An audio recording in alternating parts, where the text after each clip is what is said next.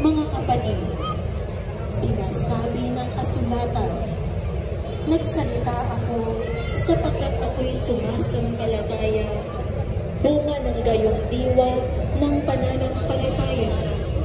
Nagsasalita rin ako sapagkat ako may sumasampalataya, sapagkat nalalaman ko ang Diyos na muling bumuhay sa Panginoong Jesus ay siya rin bubuhay sa akin kasama niya at magdadala sa inyo at sa akin sa kanyang piling.